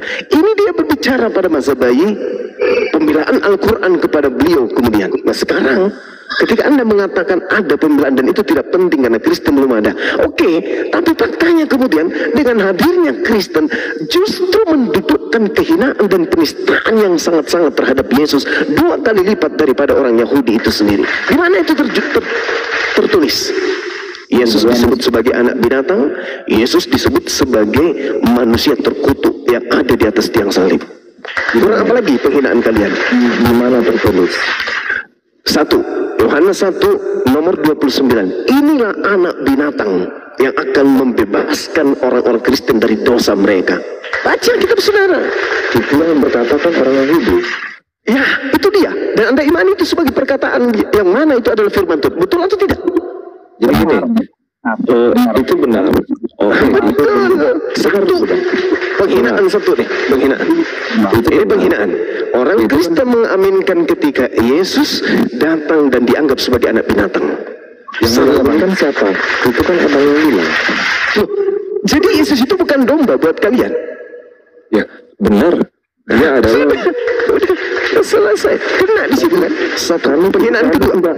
Kami tidak mengaminkan itu, Bang. Karena bagaimana mungkin? Berarti Anda tidak mengaminkan Yesus disembelih di atas salib? Bukan begitu. Bukan harus begitu. Itu namanya abang memaksakan saya. Oh tidak bisa. Bahwa tidak bisa. Itu kan pemikiran abang. Oh tidak bisa. Kejadian tentang korban. Dengarkan. Kejadian tentang korban. Hanya ada dua. Yang menerima persembahan darah itu hanya dua. Dewa Molok dan Elohim. Elohim menerima persembahan darah binatang. Molok menerima persembahan darah manusia. Supaya kalian tidak dikatakan sebagai penyembah Dewa Molok, kalian menggantikan Yesus itu dengan gelar anak binatang. Betul atau tidak? Betul atau tidak? Yang mengatakan seperti itu orang Yahudi, Bang. Sekarang permasalahannya adalah Ulangan 18 dan Ulangan 20 itu jelas mengatakan Tuhan murka. Yeremia 18 murka kepada orang yang mempersembahkan darah manusia. Karena itu hanya dipersembahkan kepada Molok. Nah, sekarang Yesus ini manusia atau hewan? Manusia. Lalu kenapa dia disebut hewan? Yang untuk menyembunyikan identitas kemanusiaan Yesus yang kemudian dipersembahkan kepada Dewa Molok, lalu kemudian Anda mengatakan kalian menyembah Elohim, padahal itu tidak. Kenapa tidak? Nah, Yesus manusia katanya. Iya. Kenapa? Bisakah manusia dipersembahkan kepada Elohim? Halo Bang Juma, boleh sedikit ngomong nggak? Ini aku Adisha Putra pengen ngomong, boleh nggak? Silakan. Bolehkah darah manusia dipersembahkan kepada Elohim? Jika abang mengatakan bahwasannya di dalam Kristen bahwasannya Tuhan atau darah Tuhan itu dipersembahkan itu adalah Dewa Molok, benar atau salah, Bang? Saya katakan kepada saudara, bolehkah darah manusia dipersembahkan kepada Elohim? Itu adalah persembahan dari Dewa Molok, benar atau salah? Saya tanya, bolehkah darah manusia dipersembahkan kepada Elohim? Apa yang nggak boleh, sedangkan Elohim itu turun menjadi dagingnya itu seperti. apalagi Elohim yang Anda persembahkan. Ini ajaran kucuk dari barat. Elohim tidak pernah meminta sekalipun untuk dipersembahkan darah manusia kepada dirinya. Ingat, Amsal 6 nomor 16. 6 perkara yang dibenci, bahkan 7 kekejian di dalam hati Tuhan, yaitu mempersembahkan darah orang yang tidak bersalah. Lalu darah Yesus Anda persembahkan kepada siapa, Bung? Iya, nanti bisanya saya komparasi itu, Bang Juma. Jadi gini, Bang Juma, Abang mengatakan seperti yang saya dengar tadi. Jadi jika ada seseorang ya yang menyembahkan, yang menyembah orang-orang lain untuk jadi kurban, itu dibilang penyembah apa, Bang? Dewa Molok aja yang menerima darah manusia, Bang. Jadi saya membaca dalam narasi atau dalam hadis HR Muslim bahwasanya penebus orang Muslim adalah orang-orang yang tidak bisa. Anda tidak bisa kemudian mengkonvert ke sana, karena itu berbicara di akhirat, bukan berbicara di dunia. Ini kita berbicara di dunia. Ini berbicara di dunia. Orang-orang Yahudi dan orang-orang Nasrani, orang-orang kafir, itu sudah ditetapkan. Innal ladzina kafaru min ahlil kitab wal musyrikina fi nari jahannam khalidina fiha abada. Jadi neraka sudah diisi oleh orang-orang kafir, orang-orang Yahudi dan Nasrani yang kafir di antara mereka. Itu sudah tempatnya di neraka. Ketika kemudian umat Islam mati dalam keadaan tidak kafir, mereka memiliki dosa. Allah mengatakan tak usah masuk ke sana, karena sudah ada orang Yahudi, sudah ada orang Nasrani yang ada di dalamnya, sudah ada orang Kristen dalam. Kalian tak usah, dosa musuh telah kuampuni.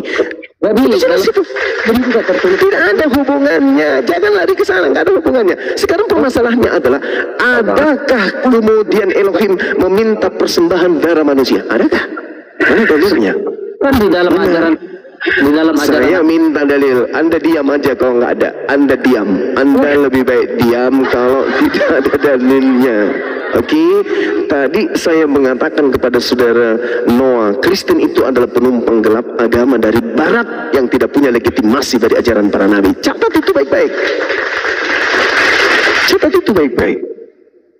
Dan saya sudah mengatakan kepada saudara, ya, dan didengarkan oleh 2000 manusia, bahwasanya ketika kita berbicara mengenai Nabi Isa, Al-Quran membela waja'alani mubarakan aynama kuntu. Nabi Isa alaihissalam diberkati dimanapun aku berada, kata beliau melalui Al-Quranul Karim. Ibunya dibela oleh Al-Quran, anaknya pun dibela oleh Al-Quran. Pertanyaan saya, kalau Kristen ini adalah pengikut Yesus, mana pembelaan kalian terhadap tuduhan orang kafir, orang-orang yang ingkar terhadap ajaran Yesus ketika Yesus berdakwah di tengah-tengah Bani Israel? Mana pembelaan Kristen?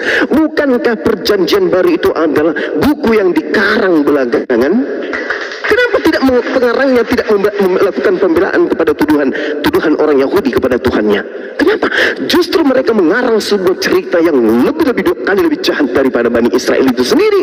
Pertama, Yesus dianggap binatang. Lebih parah lagi, kalau orang Yahudi menganggapnya hanya pesina, kalau Kristen justru menganggapnya sebagai anak binatang. 2 kali lebih jahat daripada orang Yahudi. Kemudian yang kedua adalah menganggap Yesus itu adalah manusia terkutuk. Jadi jangan saudara merasa korban di sini. Jangan. Kalian itu penumpang gelap yang tidak sama sekali bersentuhan dengan ajaran para nabi-nabi kami. Tidak ada. Nabi Isa datang kepada Bani Israel tidak pernah mengajarkan tentang kekristenan. Yesus pun demikian, tak pernah mengajarkan kekristenan. Sama sekali nggak pernah. Kalian muncul memoles diri kalian sebagai pengikut. Apa itu? Untuk menggenapi nubuatan Yesus katakan, waspadalah kepada serigala yang nyamar seperti domba. Ingat, satu-satunya golongan yang berasal di luar Yahudi yang mengaku sebagai pengikut Yahudi hanya orang Kristen.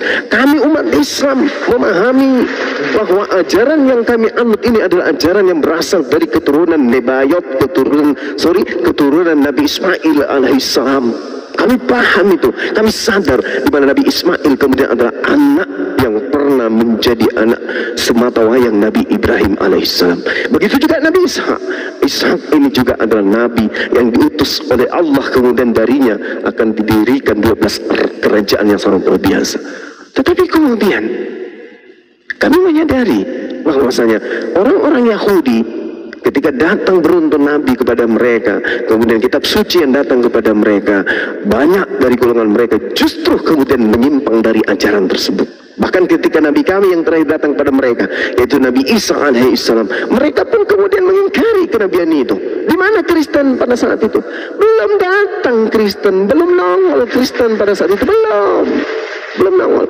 Ketika Nabi Isa kemudian menubuatkan keingkaran dan keingkaran demi keingkaran kepada mereka yang diceritakan oleh Allah dalam Al-Quran, kemudian muncullah sekelompok manusia. Begitu juga dalam kitab saudara. Yesus berpesan agar waspada kepada serigala yang nyamar domba. Artinya apa? Non-Yahudi yang mengaku-ngaku sebagai Yahudi. Siapa itu? Ya Kristen. Kristen tertua apa namanya? Katolik. Katolik ini di mana berpusat? Ya di Vatikan, Roma. Apa hubungannya kira-kira antara orang Yahudi dalam hal ini pengajaran para nabi yang datang kepada mereka, kitab suci mereka, Tuhan mereka, nabi mereka, dengan ajaran paganisme yang nyebrang lautan kemudian yang berpusat di Vatikan? Itu apa hubungannya? Ada hubungannya langsung apa? Apa hubungannya? Gak ada sama sekali. Jadi kalau saudara kemudian tampil mengatakan kami terluka, kami teraniaya, nenekmu kiper, tak ada hubungannya. Yang dipesankan Yesus itu murid-murid Yesus, Hawariyun, yang kemudian dibasmi oleh orang-orang Farisi, dibasmi oleh keturunan Benyamin yang adalah serigala nyamar domba. Dan itu masih terekam di kitab saudara. Bagaimana murid-murid Yesus kemudian dibantai habis oleh pendiri agama Kristen itu sendiri. Lalu kemudian kalian memetik pengajaran dari pelaku, penganiaya, pembunuh murid-murid Yesus. Setelah habis puas membunuh murid Yesus, jemaat-jemaat Yesus, tiba-tiba dia membalut dirinya dengan pertobatan, dengan kerasulan, dan seterusnya. Lalu ajarannya kalian aminkan. Habis itu kalian merasa sebagai pengikut. Tidak. Kalian bukan pengikut Yesus, kalian adalah pentuhan Yesus, pentuhan manusia yang mati di atas tiang salib yang menggantikan Yesus Kristus atau Yesus Hamasia atau Isa Al-Masih. Itu jelas tuh. Makanya muncul di kitab saudara 30 detik Ibrani 9 nomor 28, di situ ada kata prospero. Ibrani 9 nomor 8 ada kata prospero yang artinya dipersembahkan, bukan dikorbankan. Jadi Yesus itu, ya Yesus itu menurut konsep agama kalian prospero, dipersembahkan. Pertanyaannya, dipersembahkan kepada siapa Yesus itu? Tuhan? Tak mungkin. Dewa Molok baru betul. Demikian. Assalamualaikum. Lam. Ini mau bertanya nih, yang Kristen. Kenapa ini Tedore dinaik? Ini agama Islam, Tedore. Oke, Noah silakan itu Bang Juma tanggapin. Oke. Itu sebenarnya menurut pemikiran Bang Juma aja, ya kan? Karena si Bang Juma, sepertinya Bang Juma ini nggak terima kita Kristen ini kok mau gitu mengikut Yesus, padahal jelas-jelas bahwasanya Yesus itu tidak mengenal Kristen. Saya paham maksud Anda. Nah, jadi mungkin Anda berpikir, bodoh ya ini orang-orang Kristen ini, mereka jelas tahu bahwasanya Yesus itu tidak mengenal Kristen. Ya itu benar, Bang. Karena Yesus itu memang tidak membawa agama dan tidak menyebarkan agama yang namanya agama Kristen. Jadi kalau abang bilang tadi juga bahwasanya Paulus itu adalah pendiri agama Kristen, tidak ada satupun ayat Alkitab yang mengatakan bahwasanya akulah Paulus atau Saulus dari Tarsus, akulah yang mendirikan Kristen. Tidak ada. Tapi Kristen itu lahir memang ketika Barnabas dan Paulus itu mengajar di Antioquia, tetapi tidak ada satu ayat pun di situ mengatakan bahwanya Paulus atau Barnabas yang menciptakan Kristen, karena yang diajar pun adalah murid-murid Yesus yang masih hidup pada saat itu. Jadi mereka sendiri, murid-murid Yesus sendiri yang menamakan mereka itu Kristen untuk bangsa-bangsa, untuk manusia-manusia berikutnya. Nah, untuk mengikut ajaran Yesus begitu bang. Ya bang, nggak bisa istilahnya beranggapan ataupun berpikiran harus sejalan dengan pikiran abang, nggak bisa. Kita berdebat bang gitu. Berdebat. Oke, baik. Bukan membenarkan apa yang abang pikirkan, baik. Tapi kita berdebat ini mencari kebenaran ataupun kok bisa begitu, gitu. Itu intinya bang. Oke, baik. Tolong tunjukkan kepada saya perintah Yesus kepada muridnya untuk mengajarkan ajarannya kepada orang Roma. Silakan. Tunjukkan ke saya. Tolong tunjukkan kepada saya murid-murid Yesus, salah satunya ada dari Roma, pemakan babi, tidak bersunat, ibadah minggu, merasulkan Paulus. Coba Anda tunjukkan. Silakan. Sebentar bang ya. Iya. Saya buka. Oke.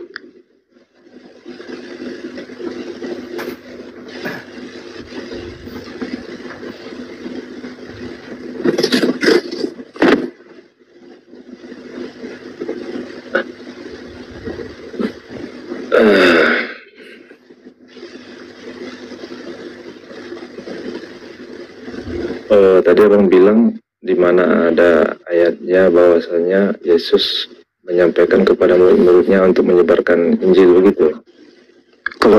Kalau itu Yesus memerintahkan murid mengajarkan Injil sampai ke Vatikan, sampai ke Indonesia, sampai ke Papua. Tapi Injil yang diberitakan ini adalah isinya Yesus diutus hanya kepada domba yang sesat dari umat Israel. Kalau orang Israelnya ada di Papua, maka muridnya diperintahkan ke sana, ke Papua, untuk menginjili Bani Israel. Kalau muridnya sampai ke Cina, maka di sana harus ada Bani Israel yang didatangi kemudian untuk diinjili oleh murid Yesus. Dan penginjilannya itu tidak menjadikan kitab Lukas, Markus, Matius, Yohanes, Rasul Paulus sebagai bekal penyampai, sebagai materi penyampaian. Bukan. Kitabnya orang Kristen itu adalah milik Kristen. Murid-murid Yesus tidak mengenal buku Lukas, buku Markus, Matius, Yohanes, Filipi, Kaliki, Kalugu, Parang, Lemakan, semua. Itu tidak dikenal oleh murid Yesus. Itu yang Anda harus pahami dulu. Jadi ketika dikatakan beritakanlah Injil, sampaikanlah Injil sampai ke ujung dunia, Injil yang dimaksud di sini yang mana? Itu dulu.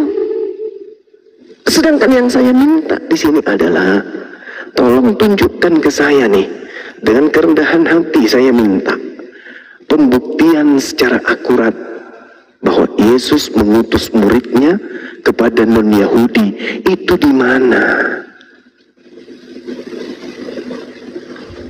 Ada muridnya kemudian berasal dari orang Roma yang tidak bersunat. Itu di mana? Di mana Yesus pernah satu tempat ibadah dengan orang Romawi yang tidak bersunat? Di mana? Di mana Yesus pernah makan bersama, makan babi bersama dengan mereka? Itu di mana?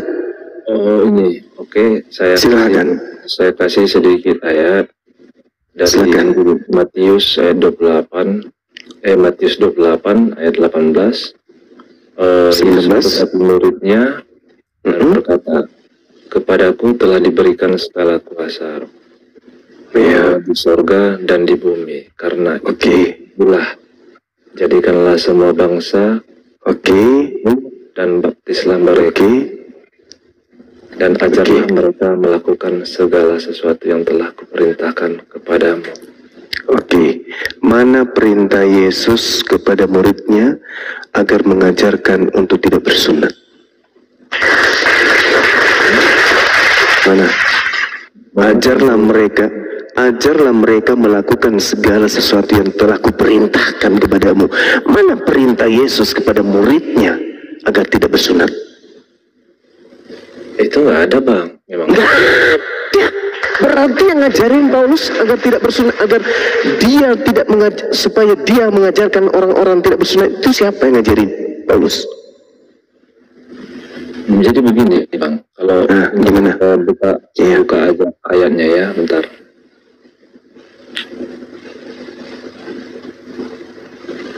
Bentar ya, saya buka ayatnya sebentar.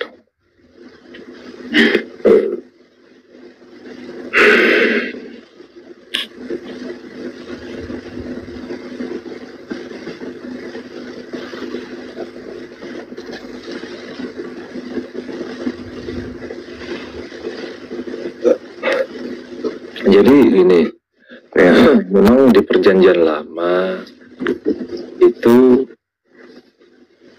diwajibkan untuk bersunat, ya kan? Tetapi pertanyaan abang, kenapa? Bukan kenapa, mana? Bukan kenapa, Bung, mana? Ajarannya kan perintah Anda kan membawa Matius 28. Ajarlah mereka melakukan, mempraktekkan segala sesuatu yang telah kuperintahkan. Mana perintah Yesus agar jangan bersunat? Kalau perintah Yesus, Yesus yang berkata langsung bahwasanya tidak bersunat tidak ada, Pak. Tidak ada. Salahkah ketika saya mengatakan Kristen itu bukan ajaran Yesus? Kenapa? Salah, Pak. Mana ajaran Yesus agar tidak bersunat? Pengikutnya tidak bersunat, mana ajarannya? Enggak ada katanya. Kristen bersunat atau tidak? Tidak. Galatia 5 nomor 2. Ada yang bersunat, ada yang tidak, Pak. Bersunat bukan karena perintah, justru melanggar perintah. Karena perintahnya jangan kau sunatkan dirimu. Barang siapa yang bersunat, maka Yesus Kristus tidak berguna bagimu. Galatia 5 nomor 2 nomor 3. Kan pertanyaan saya sederhana. Ajarlah mereka melakukan, mempraktekkan segala sesuatu yang telah kuperintahkan kepadamu. Ini perintah loh. Berarti acuan daripada murid Yesus itu adalah perintah yang terlontar dari Yesus. Kristen kalau kita dudukkan hari ini, tak ada satupun perintah Yesus yang menjadi pondasi di dalam kekristenan. Contoh, menyembah Yesus, mana perintahnya? Tak ada. Ada ayatnya itu. Enggak ada kan? Enggak ada, enggak pernah. Enggak ada. Makan babi ada perintahnya? Mau enggak pernah ada. Ada. Membatalkan hukum Taurat ada perintahnya? Tidak ada, Bang. Tidak ada perintah. Ibadah hari Minggu ada perintahnya? Tidak ada. Nah, ada juga. Ada perintahnya mengkitabkan perjanjian baru? Gimana? Ada perintahnya mengkitabkan perjanjian baru? Itu ya tidak ada lah, Bang, justru. Tidak ada, udah selesai. Udah. Tikar yang menggulung Kristen, kalau Kristen itu jujur. Karena Yesus mengatakan, aku mengenal pengikutku, pengikutku mengenal aku. Mereka mendengarkan aku dan mengikuti aku. Tadi Anda hanya menjawab, Pak, tidak ada, tidak ada, tidak ada, tidak ada, tidak ada, tidak ada. Tidak ada, karena tidak ada. Masih tidak tahu jawabannya. Ya tidak ada. Itulah yang saya katakan. Kalian ini adalah penumpang gelap, gelap dan gelap sekali. Gimana itu kalau gelap sekali? Nggak ada hubungannya. Cuman kalian kemudian membawa-bawa kitabnya orang Yahudi, membawa-bawa nama Yesus, membawa-bawa nama Elohim. Tapi pada prinsipnya tak ada satupun dari Kristen ini yang menjadi pondasi keimanan mereka itu berasal dari Yesus. Tak ada satupun. Kita sama-sama membuktikan, bukan? Lalu apa yang membuat orang Kristen ini percaya diri tentang agamanya? Ya karena mereka merasa bahwa doktrin dan dogma itu betul. Tapi kalau kita mencari akarnya, dari mana kemudian? Orang Hindu juga merasa betul, orang Buddha juga merasa betul. Tetapi mereka berdiri sendiri tanpa harus nempel di ajaran agama orang lain. Nah sekarang Kristen nempel ke agama Yahudi. Artinya Kristen inilah serigalanya, merdomba ini nempel di agama orang. Sementara agamanya sendiri tidak dikenal oleh siapapun yang datang kepada Bani Israel sebagai penyampai firman. Ini sederhana loh sebenarnya.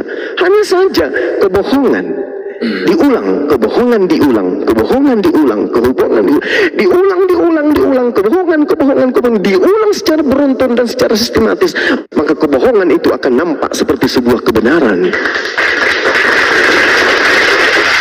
Yang Yang bohong adalah para ahli, yang bohong adalah para tokoh, yang bohong adalah orang-orang yang kemudian menjadi cendekiawan, menjadi penyampai, menjadi orang yang punya wewenang kemudian untuk melakukan kebohongan-kebohongan itu. Apa yang terjadi? Kebohongan secara terstruktur dari nol sampai di atas, sampai bawah, sampai samping kiri kanan, itu akan menjadi sebuah doktrin dan dogma yang dianggap sebagai sebuah kebenaran.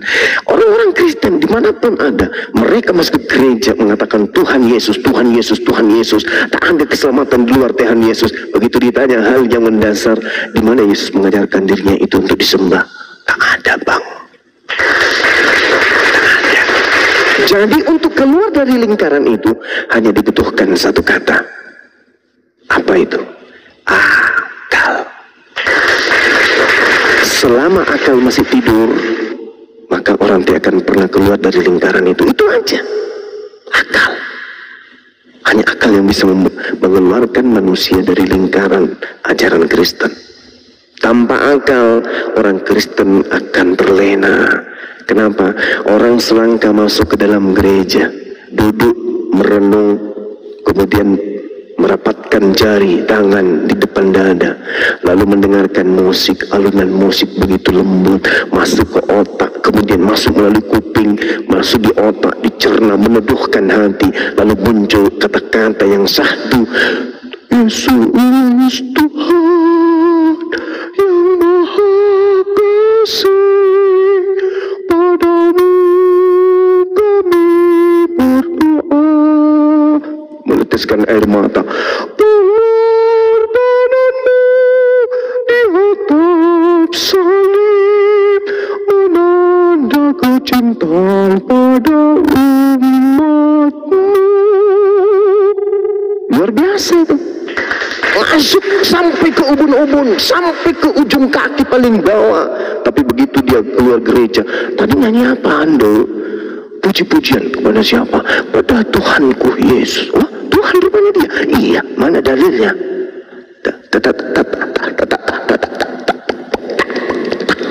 Ada. Tapi kalau mendengarkan doktrin-dogma seperti itu, wow, keren. Tapi apakah benar seperti itu adanya? Tidak sama sekali. Tapi ini diajarkan untuk apa? Untuk menyesatkan kemudian. Wa kanal kafiru ala rabbihi zahira. Inna syaitan aduwa. Betul itu aduwa. Sesungguhnya iblis itu adalah musuh bagimu, maka perlakukanlah ia sebagai musuh. Jangan kau jadikan dia sebagai sahabatmu, jangan kau jadikan dia sebagai temanmu yang mengajarkan dirimu untuk lupa kepada Tuhan penciptamu dengan menyembah kepada manusia yang bernama Yesus itu. Jangan seperti itu ya. Jadi hanya ada satu kata, saya ulang, hanya ada satu kata yang bisa membuat manusia keluar dari ajaran Kristen, yaitu akal. Kalau Anda tidak mesti menggunakan akal, maka Anda akan tetap menjadi Kristen. Percaya sama saya. Mau dia polisi, mau dia tentara, mau dia jaksa, mau dia presiden, kalau dia masih tidak berakal, maka dia tidak akan bisa keluar dari Kristen. Itu poinnya. Jadi gini, iya, silakan. Gimana ini Bang? Ya gitu. Ya gimana? Mau gimana? Solusinya cuma berakal. Kalau nggak berakal nggak bisa keluar dari situ. Anda akan semakin cinta. Anda akan semakin cinta kepada agama saudara, karena agama saudara menjanjikan angan-angan yang sangat luar biasa. Jadi tadi sempat saya simak Abang bilang tadi ajaran kita ini menyesatkan, kan gitu? Ya pasti. Manusia apa Anda pikir nggak menyesatkan? Boleh saya gantian dulu bertanya Bang Noah? Berakal enggak? Jibril berakal enggak Anda? Sebentar Bang. Saya mau berakal apa masih menyembah manusia kalau berakal? Gini Bang. Iya tenang Bang Zuma. Yang begini ini ketenangan. Percuma Anda tenang kalau tak berakal. Gini Bang Noah, kasih kesempatan saya Bang Noah. Saya tidak lupa Bang Noah. Habis ini saya kasih sama Abang. Saya kan belum tanggapi ini yang di. Tidak usah ditanggapi Bang. Tuh tanda-tanda orang tidak berakal. Jadi gini, tanda-tanda orang tidak berakal. Terus tanggapi katanya. Jadi Anda mau keluar gini Bang. 1000 sejuta dalil pun ada tertulis di kitab, jika Anda tidak mengerjakannya itu sama aja bohong. Itu yang poin pertama. Karena Anda bilang tadi tidak ada dalilnya disuruh ke gereja. Gereja itu bukan bangunan ya Bang, tapi mulai tidak kemurahan. Gereja bukan bangunan, tapi apa? Gereja itu orang-orang yang beribadah di dalamnya ya Bang. Orang-orang gereja itu ya kami alamat. Jadi abang nggak bisa samakan pemikiran yang abang pahami dengan yang sekarang. Yesus pernah nggak ke gedung yang menyembah kepada manusia? Pernah nggak? Bait Allah itu Bang. Oh, Bait Allah itu tempat ibadahnya orang Yahudi. Ya. Kok jadi pokok? Kok jadi pokok? Tempat ibadahnya orang Kristen bukan Bait Allah. Bukan. Bait berhala, ya betul, tapi Bait Allah itu bukan. Bait Allah hanya berlaku kepada umat Islam dan kepada orang Yahudi. Itu baru disebut Bait El atau Bait Elohim atau Baitullah. Oke, kalau gedung tempat ibadah Yesus itu bait berhala. Makanya tadi saya udah bilang, jadi pengikut Yesus itu memang banyak hinaan dan celaan. Contohnya jadi pengikut Yesus, jangankan hinaan dan celaan, pengikut Yesus semuanya sudah pada mati, dibunuh oleh pendiri agama Anda. Kok enggak sadar-sadar juga? Siapa sih ini orang? Aduh, Masya Allah. Yang harus sadar itu kan Bang Zuma. Tapi kenapa saya harus sadar? Kenapa saya harus sadar? Saya bukan pengikut Yesus, dan saya bukan kemudian penyamar-penyamar yang kemudian ngaku-ngaku sebagai pengikut. Saya bukan serigala.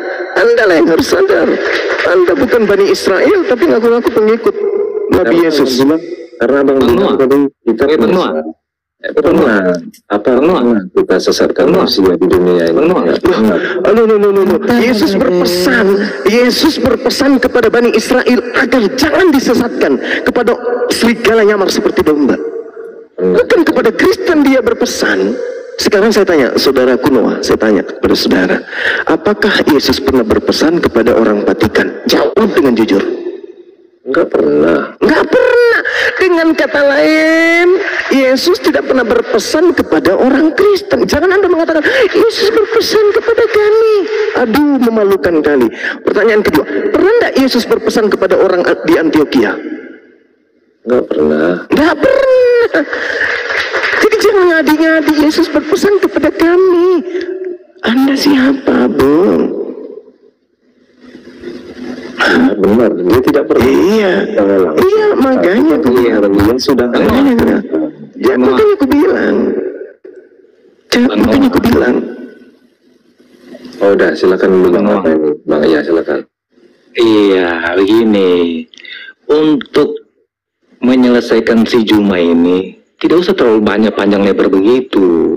Karena nggak akan pernah bisa diselesaikan. Oke. Sekarang coba perhatikan semua penonton perhatikan baik-baik. Semua yang ada di room dan penonton perhatikan baik-baik ini. Saya selesaikan Juma ini dalam waktu 1 menit saja. Coba perhatikan. Oke. Kalian saksi semua ya, perhatikan. Perhatikan baik-baik. Juma Juma sudah mulai gemetaran. Perhatikan baik-baik. 1 menit ya. Juma. Kalau memang kau gurunda yang selalu dianggap oleh teman-temanmu, coba kau jelaskan sama saya tentang Nur Muhammad.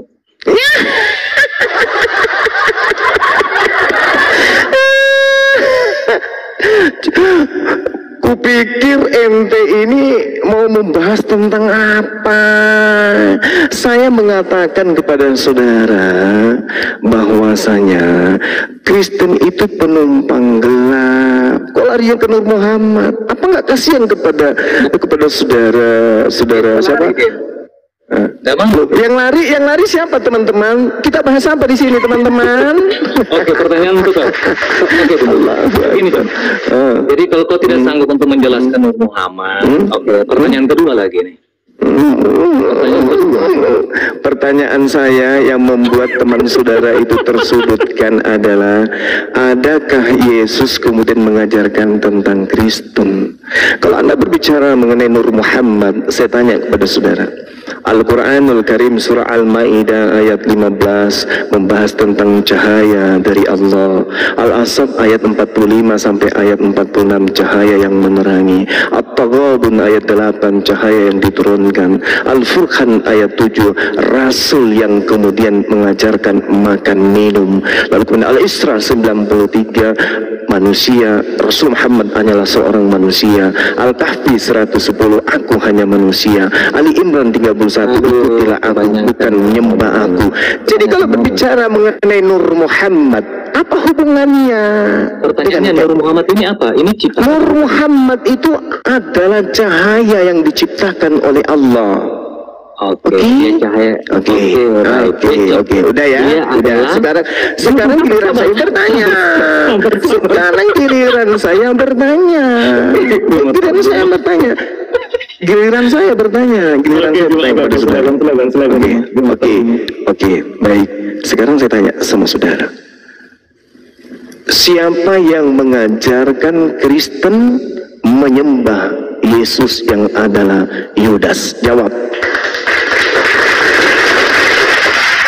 Jawab. Yang mengajarkan apa? Mengajarkan Siapa yang mengajarkan Kristen menyembah manusia Yesus yang adalah Yudas? Jawab.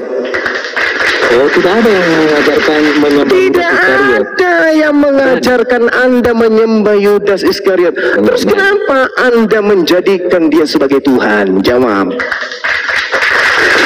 Bukan menjadikan Bima, memang dia Tuhan memang. Apa yang dijadikan? Inilah yang saya tanya. Kalau dia memang Tuhan, di mana Yesus mengajarkan kalau dirinya memang Tuhan? Jawab. Ayat 14. Di mana? Di Yohanes 13 ayat 14. Yohanes 13 di mana di situ? Apa bunyinya Yohanes 13 itu? Silakan Anda jawab. Coba. Dan guru. Ya. Aduh, kasihan sekali. Aduh, parah.